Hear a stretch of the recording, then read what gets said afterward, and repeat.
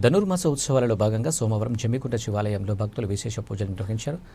ధనుర్మాస ఉత్సవాలు ఈ నెల 16వ తేదీ నుండి ప్రారంభమై జనవరి 14వ తారీఖు వరకు జరుగుతున్నాయని వేద పండితులు తెలిపారు. దీనిలో భాగంగా ధనుర్మాస నెల ప్రారంభం సోమవారం కావడంతో జమ్మికుంట పట్టణంలోని శివాలయంలో మహిళలు భక్తులు అధిక సంఖ్యలో తరలివచ్చి ప్రత్యేక పూజలను మహాలింగాభిషేకాలను నిర్వహించారు. ధనుర్మాస ఉత్సవాలలో విశేష ఫలితాలు ఉంటాయని, ఈ మాసంలో భక్తులు దేవతామూర్తులను దర్శించుకున్నట్లయితే కోరిన కోరికలు నెరవేరుతాయని వేద పండితులు తెలిపారు.